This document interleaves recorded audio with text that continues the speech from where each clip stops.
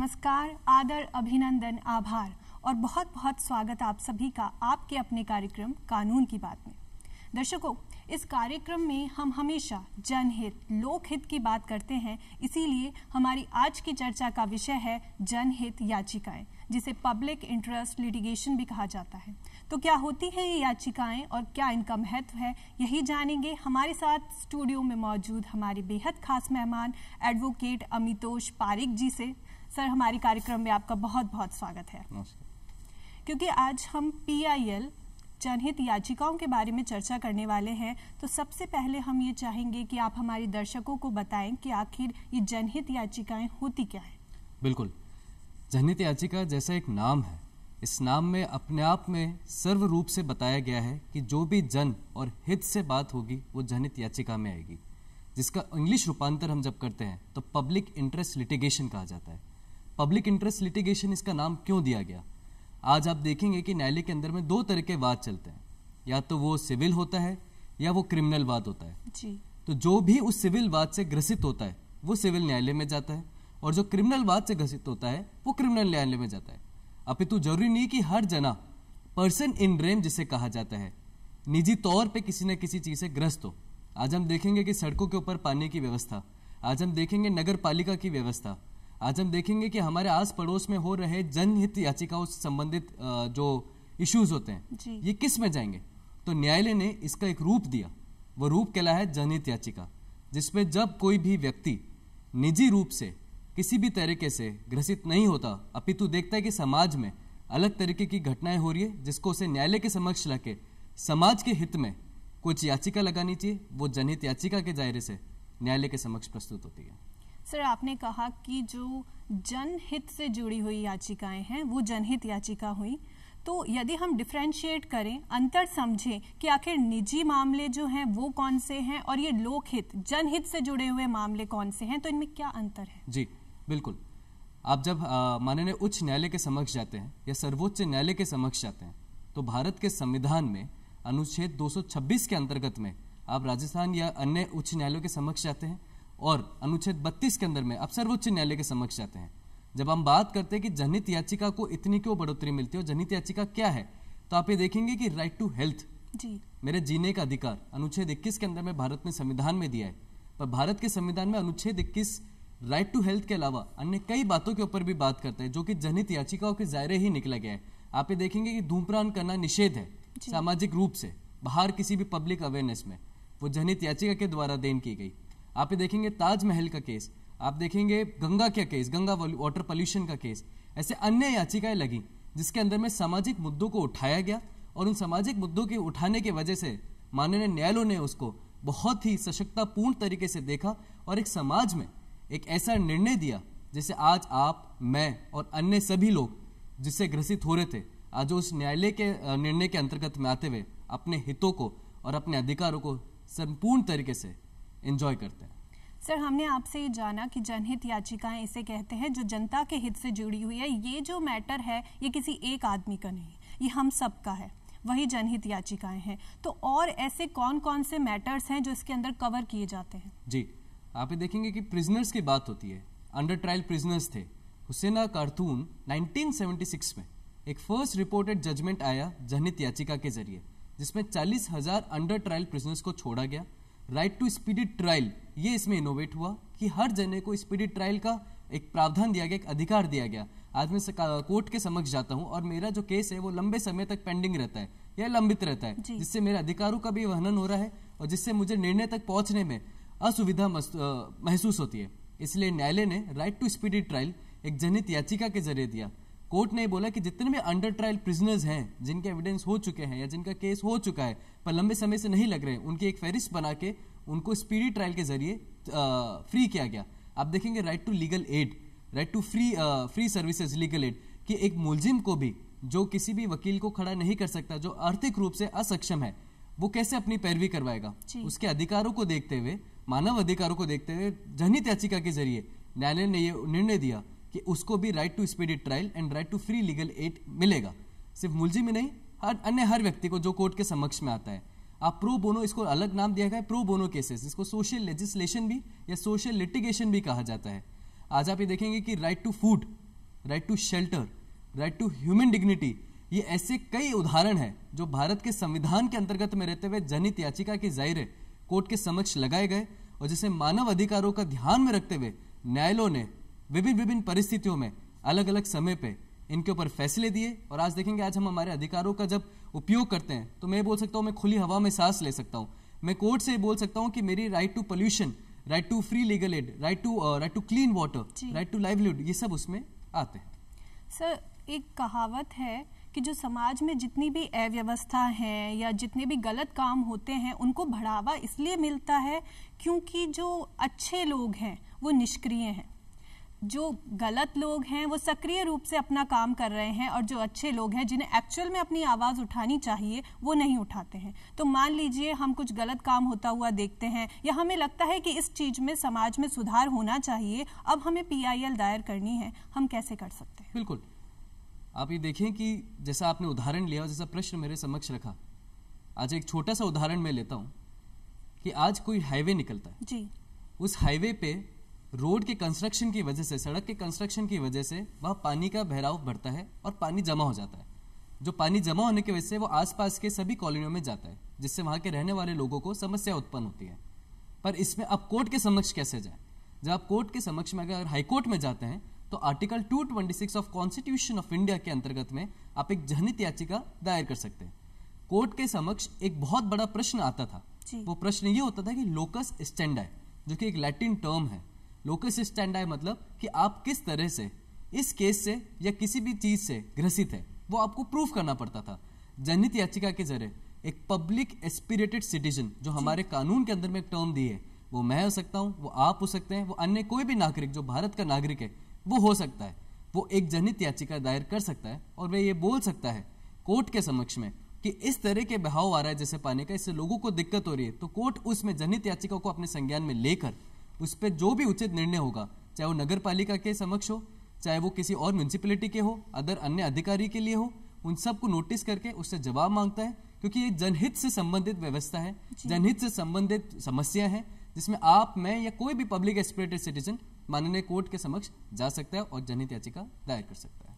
Sir, हम क्योंकि India की बात कर रहे हैं, आपने बताया कि जो कॉन्सेप्ट है ये बाहर से आया है, तो अमेरिका हुआ या और देश हुए, क्या बाकी देशों में इस तरीके की कोई व्यवस्थाएं काम कर रही हैं? जी बिल्कुल, आप देखिए जनहित याचिका का जो कॉन्सेप्ट है जी, ये यूनाइटेड स्टेट्स ऑफ अमेरिका से भारत में आया।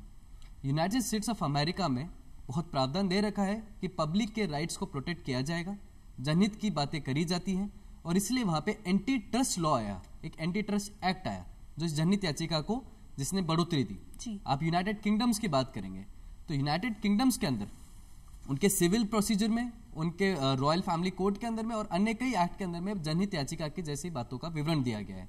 आप जर्मनी की बात करें, चाइना की बात करें, और भारत के अंदर हमने बात करी, भारत के संविधान ने हमारे कोई अधिकार अनुच्छेद 226 और 32 के अंतर्गत में ये दिया है। तो जनहित याचिका सिर्फ यह नहीं, पूरे विश्व में जनहित याचिका की बात होती है। जहां पर भी पब्लिक ग्रीवियंसेस में होती है, मानव अधिकार का उल्लंघन होता है, वहां जनहित याचिका जैसे उनके या तो संविधान में या किसी अन्य कानून के अंतर्गत में विधिवत रूप से जनहित याचिका का प्रावधान दिया गया है।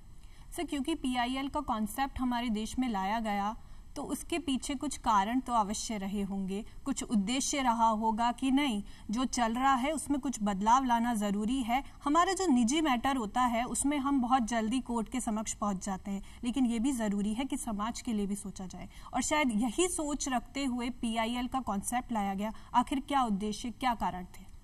आप देखें कि अगर हम इतिहास की बात करते हैं जी, तो जनहित याचिका बाद में एक टर्म कॉइंड हुई। उससे पहले आप देखेंगे कोर्ट, न्यायालय और सदन, जिसे हम पार्लियामेंट कहते हैं, दोनों के बीच में बहुत तनाव रहता था। देश ने 1975, 77, 70 उस दौरान ने बहुत सारी घटनाओं को झेला है। जैसे हम देखेंगे कि जब आपातकाल लगा था तब कई मानव अधिकार का उल्लंघन हुआ था। कोर्ट ने इस चीज को संज्ञान में लिया, मानव अधिकार की बात होने लगी। जब मानव अधिकार की बात होने लगी तो कई तरीके के पिटिशंस कोर्ट में आने लगी। आप देखें कि नेशनलाइजेशन ऑफ बैंक्स, जैसे हम कहते हैं बैंकों का राष्ट्रीयकरण, प्रॉपर्टी राइट्स का प्रोविजन, आप देखेंगे कि राइट टू प्रॉपर्टी जो था वो एक मूल अधिकार से संवैधानिक अधिकार बनाया गया।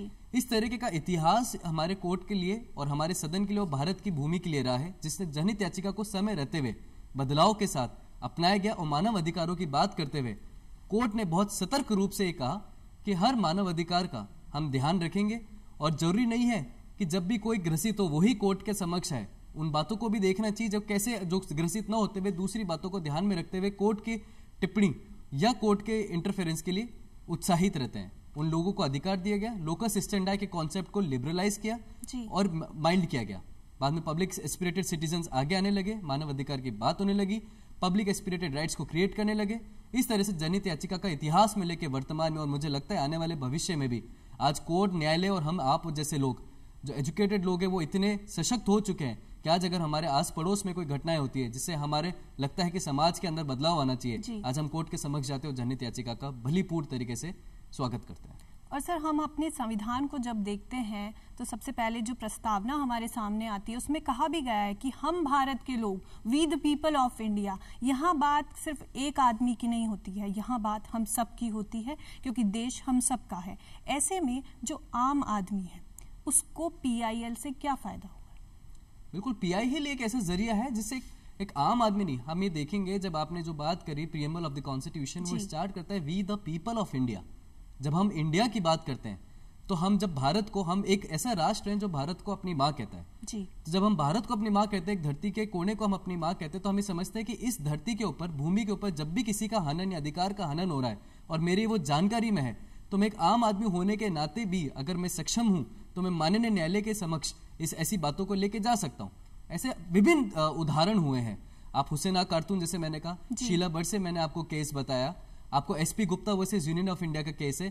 आने वाले समय में हम जब देखेंगे तो आज आप और हमारे जैसे युवा बहुत पब्लिक इंटरेस्ट लिटिगेशन को बहुत स्वागत कर रहे हैं और उस पर अच्छी तैयारी करके माननीय कोर्ट के समक्ष जा रहे हैं, जिसमें कोर्ट भी सशक्ततापूर्ण आपको बहुत ही अप्रिशिएट करता है, एक्नॉलेज करता है और ऐसे अधिकारों के और नए अधिकारों को उत्पन्न करता है जो कि सिर्फ कानून में नहीं रखे बल्कि विधिवत रूप से उनको एक कानून बनाया जाता है, जिस कानून से आप, मैं और हमारा देश अच्छे तरीके से संविधान के अंतर्गत में आगे बढ़ता है। अमितोष जी, ये कहा जाता है कि ये जो जनहित याचिकाएं हैं, इनके आने से स्पेशली समाज का जो हमारा कमजोर वर्ग है उसको बहुत फायदा हुआ है और उसका कारण ये है कि एक जो निर्धन वर्ग है वो सोचते हैं कि यदि हमारे अधिकारों का अतिक्रमण हो रहा है, अब हमें कोर्ट जाना पड़ेगा, हमें उसके लिए वकील करना पड़ेगा, बहुत लंबा प्रोसेस होगा और भी बहुत चीज़ें उनके दिमाग में रहती हैं और वो न्याय के दरवाजे को खटखटाते ही नहीं हैं। अब ये कॉन्सेप्ट आया कि नहीं, चलिए आप नहीं जा रहे हैं, आपकी तरफ से हम जाते हैं, इससे उनको क्या फायदा मिला है? बिल्कुल, सामाजिक समरसता सबसे बड़ा उदाहरण है कि आपने देखा कि भारत में हर एक तबके को अपनी आवाज उठाने का और अपने अधिकारों को मांगने का बिल्कुल प्रावधान दिया गया है जी। तो आज अगर वो असक्षम है आर्थिक रूप से या किसी भी तरीके से, तो वो वकील न करके आप देखेंगे सामाजिक संस्था है जो पूर्ण रूप से इसी पे कार्य करती हैं, जो पब्लिक एस्पिरेटेड सिटीजन्स को इकट्ठा करती है, जिनकी एक पूरी टीम होती है लॉयर्स की जो पब्लिक इंटरेस्ट लिटिगेशन पे काम करती है। आप ये देखें MC Mehta versus union of India के कई आप केसेस देखेंगे जिसमें एमसी मेहता का नाम आता है। एमसी मेहता ने विभिन्न तरीकों पे और विभिन्न जगहों पर समय रहते हुए हर उन मुद्दों को उठाया जो कि आप, मैं या हमारे आने वाली पीढ़ी उसे ग्रसित हो सकती थी। तो इस तरीके से आज समाज का हर एक तबका कोर्ट के समक्ष जा सकता है अगर अधिकारों का उल्लंघन होता है, अगर उनके मानव अधिकारों का उल्लंघन होता है, सामाजिक संस्थाओं के जरिए जा सकता है। आपके जैसे, मेरे जैसे कई अधिवक्ता होते हैं जो कि उनकी आवाज उठाते हैं न्यायालयों के अंतर्गत में और एक उस पीढ़ी को और उस मोनोपोली को तोड़ते हैं जो समाज के अंदर बन चुकी है कि वकील इकट्ठा करना है या वकील को खड़ा करना है तो एक फीस उसको देनी पड़ेगी। बल्कि मुझे लगता है कि आज की युवा वकील और पीढ़ी जो कोर्ट के समक्ष आ रही है, एक पब्लिक एस्पिरेटेड सिटीजन होने के नाते पीआईएल के जरिए ये उनको भी आगे बढ़ोतरी देती है और सबसे बड़ी फीस समाज का उद्धार है, उससे बड़ी फीस मैं समझता नहीं हूँ किसी अधिवक्ता के लिए हो सकती है। और हमने ये देखा कि ये जो पीआईएल है इसके माध्यम से बहुत लोगों का फायदा हो रहा है, लेकिन कई बार इसका दुरुपयोग भी किया जाता है अपने पर्सनल स्वार्थ के लिए और किसी कारण से। कैसे इसे रोका जा सकता है और कैसे ये दुरुपयोग हो रहा है? बिल्कुल, दुरुपयोग, किसी भी चीज का उपयोग और दुरुपयोग दोनों तरफ से होते हैं। आज हमारे समक्ष जो कानून है उनका जितना उपयोग है उनका उतना दुरुपयोग भी होता है। आज आप देखेंगे कि जितने समक्ष, कोर्ट के समक्ष आज जितनी भी पीआईएल आती हैं, पब्लिक इंटरेस्ट लिटिगेशन, उसमें दो चीजें बहुत ध्यान में रखनी चाहिए। एक, फर्स्ट कोर्ट ये देखता है न्यायालय उसके अंदर कि क्या पब्लिक राइट्स का वायलेशन हो रहा है जी। दूसरी वो देखता है क्या वो कॉन्स्टिट्यूशनल राइट्स प्रोवाइड होते हैं। तीसरी वो देखता है कि किस हद तक आपकी रिसर्च है और किस तरह से समाज का इसमें उद्धार हो सकता है। मैं मेरे इंटरेस्ट के लिए, वेस्टेड राइट के लिए और पर्सनल राइट्स के लिए कोर्ट के समक्ष अगर पीआई लेके जाता हूं तो बिल्कुल मुझे इसको कहने में कोई संकोच नहीं है कि कोर्ट उसमें देखते उसको खारिज करता है। डिसमिसल रेट ऑफ पीआई की बहुत होती है। डिसमिसल रेट ऑफ पीआई इससे ज्यादा होती है क्योंकि लोग अपना नाम बनाने के लिए, अपने खुद के इंटरेस्ट के लिए भी पीआईएल का सहारा लेते हैं, जिसको कोर्ट बिल्कुल भी स्वागत नहीं करता है और उसको डिसमिस करता है। इसलिए डिसमिसल रेट ऑफ पीआईएल ज्यादा है। पब्लिक राइट्स के लिए अगर पीआईएल होती है तो कोर्ट उसमें आपका सपोर्ट करता है, संज्ञान लेके उसमें आपके साथ पे साथ चलता है। लेकिन आपके पर्सनल राइट में अगर होती है तो कोर्ट उसको डिसमिस करके आपको ऑल्टरनेटिव रेमेडी भी सुझाव करता है कि आप उसमें जा सकते हैं। इसलिए पब्लिक एस्पिरेटेड राइट्स होते हैं, पब्लिक रिलेटेड राइट्स होते हैं, वही पीआईएल में कोर्ट देखता है। अगर पर्सनल राइट आते हैं, वेस्टेड इंटरेस्ट आता है, उसको फर्स्ट हियरिंग पे कोर्ट डिसमिस करता है। सर, आपने एमसी मेहता के केस का, शीला बरसे के केस का जिक्र किया और बहुत से केस ऐसे हुए जैसे बंधुआ मुक्ति मोर्चा, एक ऐसा केस जिसमें जो मजदूर लोग थे वो ऐसा जीवन जी रहे थे जिसकी हम कल्पना भी नहीं करना चाहते हैं, और उन मामलों में ये पीआईएल फायर की गई और उनको न्याय दिया गया। कोर्ट का जो हम दृष्टिकोण देखते हैं इन मामलों के प्रति वो बहुत ही अच्छा रहा है, उदार रहा है, और इससे ऐसे मामलों को हल करने में, समाज में बदलाव लाने में बहुत फायदा हुआ है। कोर्ट के नजरिए के बारे में आप क्या कहना चाहेंगे? बिल्कुल, कोर्ट का नजरिया आप ये देखें कि कोर्ट सिर्फ एक तरफा अगर हम चलेंगे तो एक तरफा कार्रवाई कहलाती है। जो पब्लिक इंटरेस्ट लिटिगेशन है, जनहित याचिका है, ये जन से संबंधित याचिका है जिसमें सिर्फ कोर्ट नहीं बल्कि एक अधिवक्ता भी अपनी जिम्मेदारी संपूर्ण तरीके से निभाता है, न्यायालय अपनी जिम्मेदारी संपूर्ण तरह से निभाते हैं, समाज अपनी जिम्मेदारी संपूर्ण तरह से निभाता है, और तीनों मिलकर जब साथ चलते हैं तो कानून के अंतर्गत में विधिवत रूप से कोर्ट उसके अंदर फैसले देता है। कई एक्ट्स इसमें अंदर आए हैं, कई नए कानून इससे उत्पन्न हुए हैं, कई कानून होते हुए भी, उनका प्रावधान होने के बावजूद भी जब उनका इम्प्लीमेंटेशन नहीं होता था, कोर्ट ने उसको देखा है। और इस तरीके से कई सारी चीजें, आज right to speedy trial, article 21 Bharat का संविधान बना था तब से है। कोई नया संविधान बन के अनुच्छेद 21 नहीं आया था, लेकिन अनुच्छेद 21 का संपूर्ण रूप से इंप्लीमेंटेशन हो रहा था या नहीं हो रहा था, ये कोर्ट ने कई जनहित याचिका के जरिए में आर्टिकल 21 को इंप्लीमेंट करते हुए कहा। पर्सनल राइट्स जब आप बात करेंगे, पर्सनल लिबर्टी आप बात करेंगे, पर्सनल फ्रीडम अब जब आप बात करेंगे, तो कोर्ट ने यह भी तर्क दिया और इंटरप्रेट किया अनुच्छेद 21 के अंदर में पर्सनल राइट्स, लिबर्टी, फ्रीडम सिर्फ मेरे अधिकार तक ही नहीं बल्कि मेरे से अन्य अधिकारों तक भी उसको फैलाया गया, जिससे लोग, समाज पूरा इसमें इकट्ठा हो सके।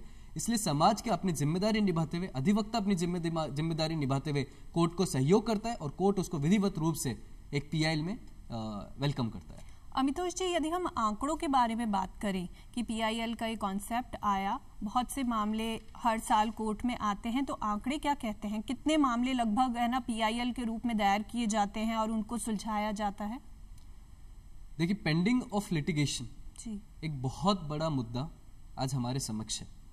हम ये देखते हैं, और आज हम जब भी समाज में बैठते हैं तो लोग बोलते हैं कोर्ट में जाना पड़ेगा, तो एक बहुत लंबा पीरियड उसमें निकल जाएगा, कोर्ट से दूर जाने का प्रयास करते हैं, पर वो ये नहीं सोचते हैं कि कोर्ट एक मात्र जरिया है जहां पे आज भी न्याय हो रहा है जी। पेंडेंसी ऑफ लिटिगेशन कई बार इसलिए ज्यादा बढ़ जाती है क्योंकि फ्रिवलेस केस, जिसे हम एक टर्म कहते हैं, वो कोर्ट में बहुत आ गई है।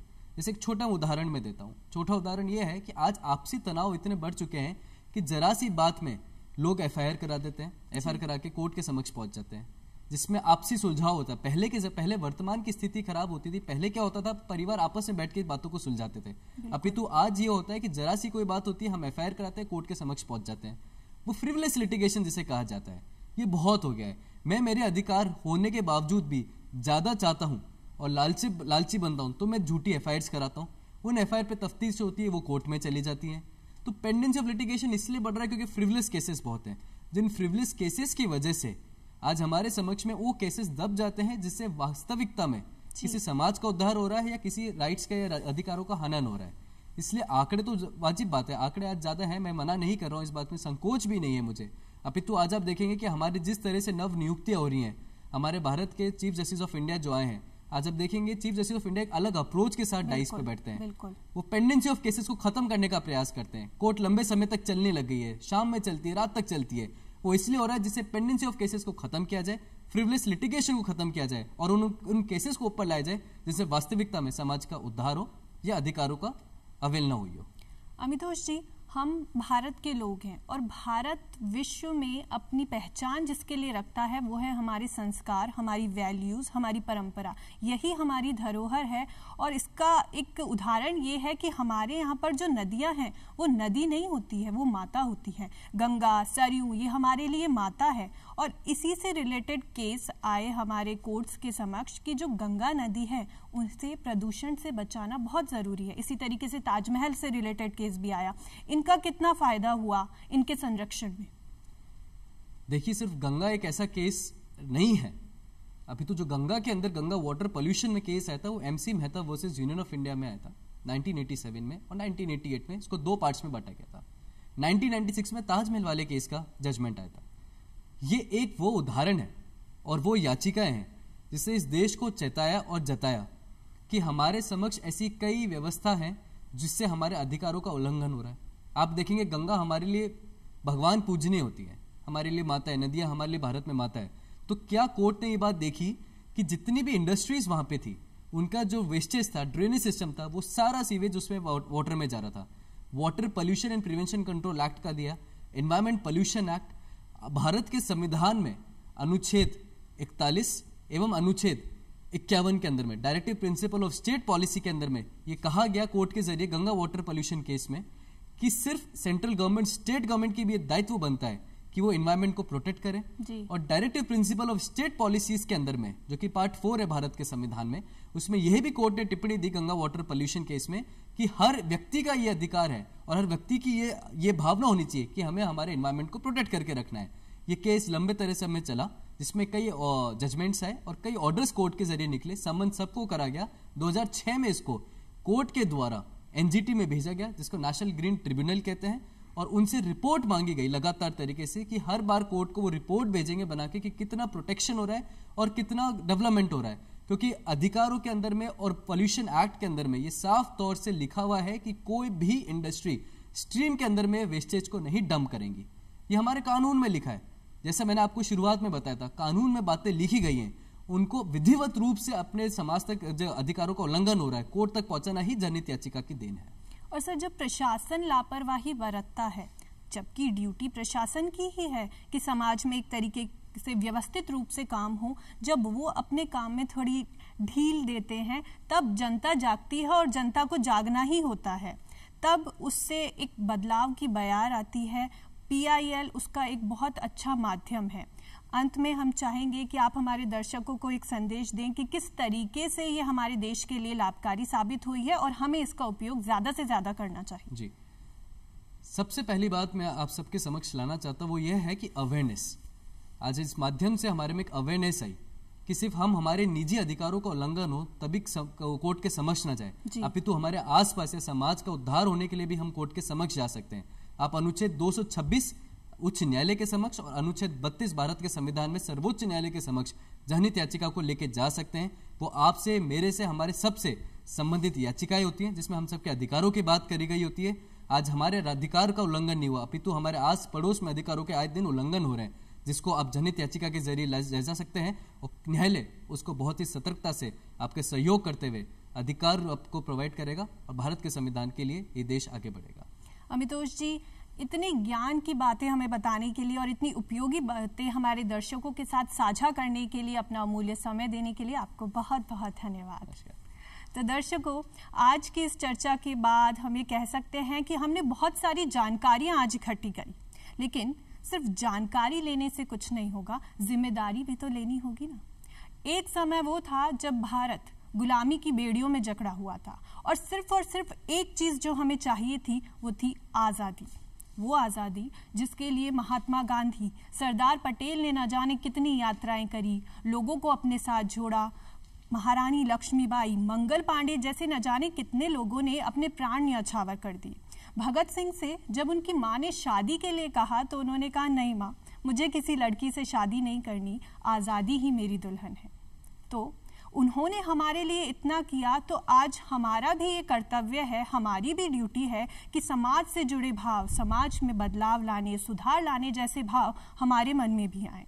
और अगर हमें इसके लिए कोई सहारा चाहिए तो भारत आज विश्व का सबसे बड़ा लोकतांत्रिक देश है। एक शानदार कानूनी व्यवस्था हमारे पास है, PIL जैसी व्यवस्था हमारे पास है। इसका उपयोग करें और बदलाव लाएं। अगली बार देश हित से जुड़े बातों पर फिर चर्चा करेंगे, फिर मुलाकात करेंगे। तब तक के लिए इजाज़त दीजिए। नमस्कार।